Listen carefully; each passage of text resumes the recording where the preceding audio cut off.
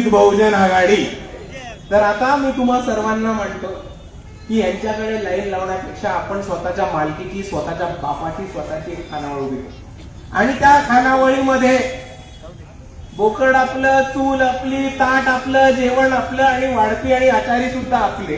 आणि ही खानावळ एकदा उभी राहिली की मी आपल्या सर्वांना आश्वासन देतो की एकदा वंचितांची खानावळ या निवडणुकीत उभी राहिली की एकदा इकडच्या कोणत्याही वंचिताला परत उपाशी झोपायची परिस्थिती नाही येणार, हे आपण सर्वांनी गृहीत धरा।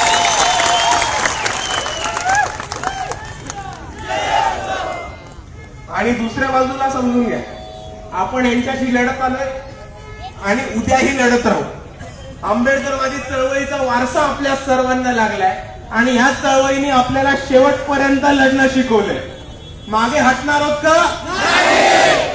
पण आपण लढत राहिलो तर इकडची लोक येतात आणि लय बडा बोंबलून फाडतात आणि काय बोलतात की वंचित बहुजन आघाडी बी टीम आहे, वंचित बहुजन आघाडी बी टीम आहे। आता आपण काही गोष्टी समजून घ्या, आपण जर बी टीम असलो तर हे घराणेशाही टीम आहे।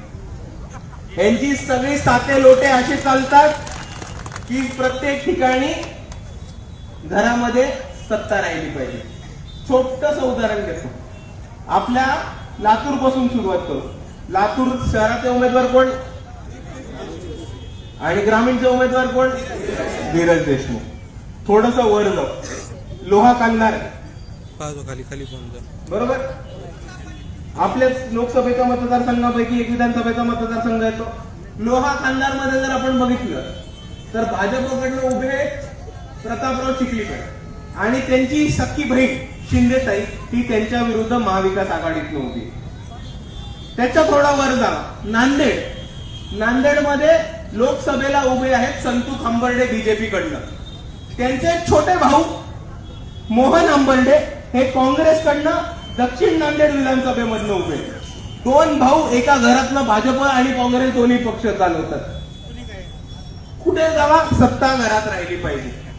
थोडा अजून वर जावा, उत्तर महाराष्ट्रात जाऊ, तिकडे रावेर नावाचा जिल्हा आहे, माहितीये, शमीबाताई पाटील उभी आपली।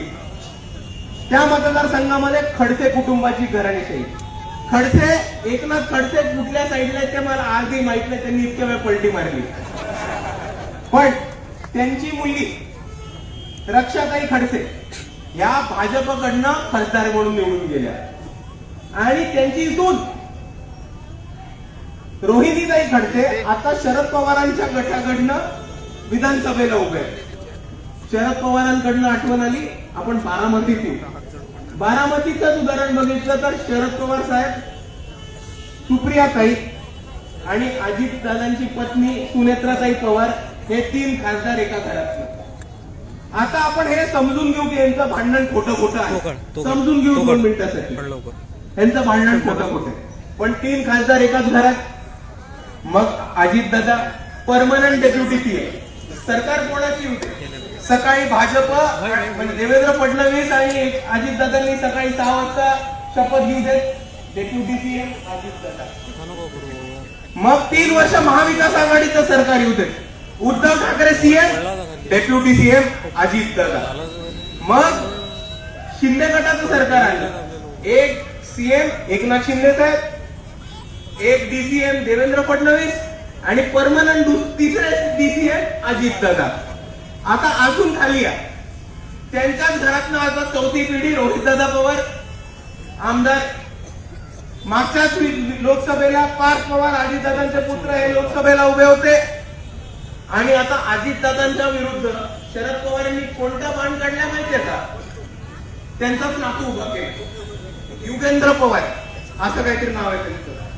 आता म्हणजे अजितदादांना पुतण्याला शरद पवारांना पुतण्याला पाडायचं तर त्यांनी अजितदादांचा पुतण्या आणि स्वतःचा नातू उभा केला। म्हणजे गेम समजून घ्या, कोणीही पडलं तरी सत्ता कुठे राहते? घरामध्ये। तर आता जेव्हा हे हरामखोर झाले बीडीएम म्हणत येतात तेव्हा तुम्ही नुसतं समजून घ्या की हे नाटक आहे, हे टुनटुन आहे, कारण यांना इकडच्या वंचितांना सत्तेच्या बाहेर ठेवायचं। काही करून सत्ता ही घरात राहिली पाहिजे आणि ह्या घराण्यांची दुकानदारी आणि भडवेगिरी बंद करायला वंचित बहुजन आघाडी आज सापडे उभा आहे. आणि म्हणून मी इकडच्या माझ्या तमाम कार्यकर्त्यांना आवाहन करतो आणि खास करून युवक बांधवांना आवाहन करतो की जर आपल्या वस्तीमध्ये, जर आपल्या तांड्यामध्ये, जर आपल्या मोहल्ल्यामध्ये, जर आपल्या पाड्यावर, आपल्या विहारामध्ये, समाज मंदिरांमध्ये कोणी बी टीमचा सुपारी घेऊन आरोप करायला आला तर त्याचे हात तोडून त्याच्या गळ्यात टाका आणि त्याला स्थळात पाडा. कारण ही वंचित बहुजन आघाडीची भूमिका आहे, ही वंचित बहुजन आघाडीची आक्रमकता आहे. तुम्ही आता आमचं आरक्षण संपवायला निघाला, तुम्ही आमच्या घरावरती चालून आलात. तुम्ही बाळासाहेब आंबेडकर आयसीयू मध्ये असताना खूप खालच्या पातळीवरची टीका केलेली आहे आणि आता आम्ही संगम बाळू, आता आम्ही थोडस शांततेत घेऊ. या गलत फेमीमध्ये चुकूनही नका.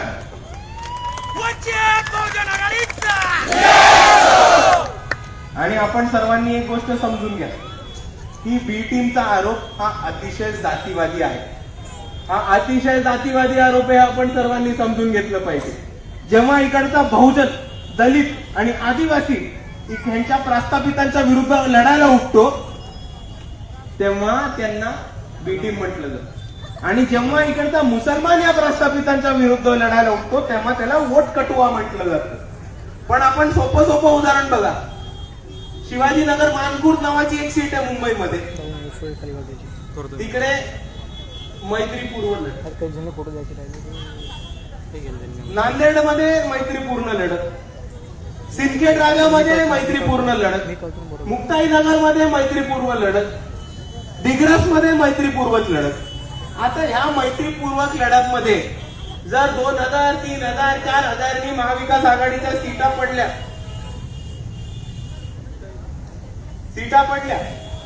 समजून घ्या. आता मैत्रीपूर्वक लढत म्हणजे काय, एबी फॉर्म असतो बरोबर, तिकीट असतं अधिकृत पक्षाचं. आता काँग्रेसनी पण एका माणसाला तिकीट दिलं आणि शिवसेनेनी पण एका माणसाला तिकीट दिलं, दोघं आघाडीत आहेत पण त्या मतदारसंघामध्ये फक्त त्यांची मैत्रीपूर्ण लढत चालू आहे. आता तुम्ही मला सांगा, या मैत्रीपूर्वक लढतमध्ये जर 2000, 3000 काँग्रेसची सीट पडली तर उद्या सोनिया गांधी येऊन उद्धव ठाकरेंना बी टीम म्हणणार आहेत का?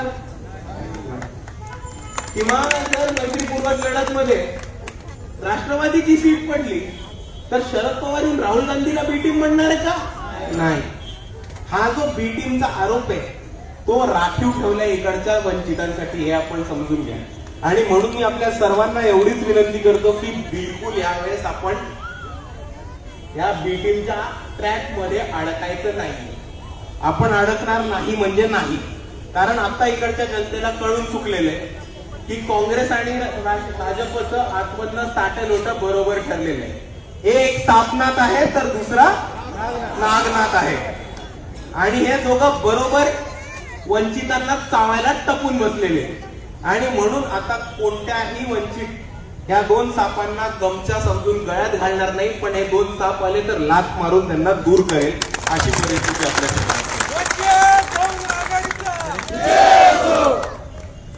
आणि आपण परिस्थिती बघून घेतोय, समजून घेतोय, आपल्याला सर्व दिसतंय जे काय घडतंय आपल्या समोर.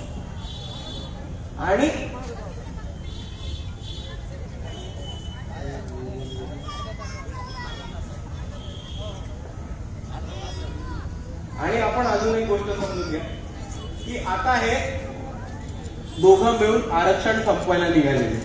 आणि मी तुम्हाला सांगतो कसं संपवणार आहे आरक्षण. सर्वात पहिले आपल्या सर्वांना माहिती होतं की ओबीसींना राजकीय आरक्षण होतं की नव्हतं.